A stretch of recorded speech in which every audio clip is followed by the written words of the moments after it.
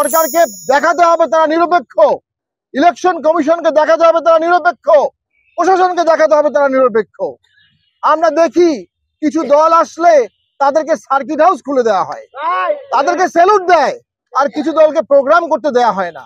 এই সরকার পক্ষপাত দুষ্ট, এই প্রশাসন পক্ষপাত দুষ্ট, এই নির্বাচন কমিশন পক্ষপাত দুষ্ট।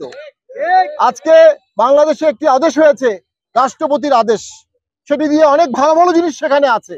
তাহলে বাংলাদেশে এখন দুটো সংবিধান, একটা সংবিধান আমাদের ৭২-এর সংবিধান, আর একটা নতুন হলো। কোন সংবিধানের হাত রেখে আমরা শপথ নেব? এই জটিলতার কোনো প্রয়োজন ছিল না। সঠিকভাবে সাংবিধানিকভাবে দেশ চালিয়ে অনায়াসে সুন্দরভাবে দেশটা গঠন করা যেত। দেশকে কেউ ভালোবাসে না, সবাই নিজের ব্যক্তি স্বার্থ, দলীয় স্বার্থকে বাস্তবায়নের জন্য হীনভাবে রাজনৈতিকভাবে দেশ চালাচ্ছে। এ অবস্থা চলতে পারে না। আমি বলে দিচ্ছি, ইনশাল্লাহ জাতীয় পার্টিকে ছাড়া কোনো সুষ্ঠু নির্বাচন হবে না। জাতীয় পার্টিকে বাদ দিয়ে জোর করে ভোট করার চেষ্টা করা হলে সেই ভোট নিকৃষ্ট ভোট হবে, এবং সেই ভোটের সাথে সংশ্লিষ্ট ব্যক্তিরা ভবিষ্যতে তাদের শপথ ভঙ্গের জন্য দায়ী হবেন। সেই সরকার টিকবে না, সেই সরকার পতন হবে, এবং দেশে বারবার গণবিপ্লব হবে। বারবার গণবিপ্লব থেকে দেশকে যদি বাঁচাতে চান, জাতীয় পার্টিকে সসম্মানে রাজনৈতিক অবস্থানে আনুন, ভোটের আহ্বান জানান, সংলাপে জাতীয় পার্টিকে ডাকুন। এটা জাতীয় পার্টির গণতান্ত্রিক অধিকার, এটা জাতীয় পার্টির নিবন্ধনের অধিকার।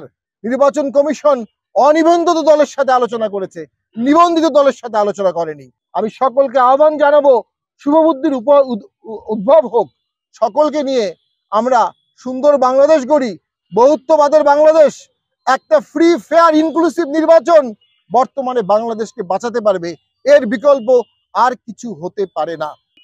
আমাদের একটা শান্তিপূর্ণ অনুষ্ঠান ছিল, শান্তিপূর্ণভাবে আমরা বক্তব্য দিতাম, শান্তিপূর্ণভাবে চলে যেতাম।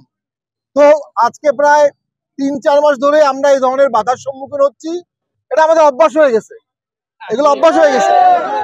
আমরা যেখানে বাধা পাই, পরের বার আরো দ্বিগুণ লোক আসি।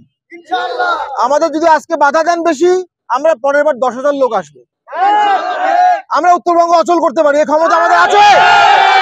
কিন্তু আমরা আইনের প্রতি শ্রদ্ধাশীল, আমরা গণতন্ত্রের প্রতি শ্রদ্ধাশীল। আমরা প্রশাসনকে সহযোগিতা করতে চাই, কিন্তু প্রশাসন যদি আমাদের সহযোগিতা নিতে না চায়, তাহলে আরেকবার ৯১ হবে। এই জাতীয় পার্টি ৯১ সালে ডিসি অফিসে লাথি মেরেছে, ডিসির কলার ধরেছে। আমরা কারো পরোয়া করি না।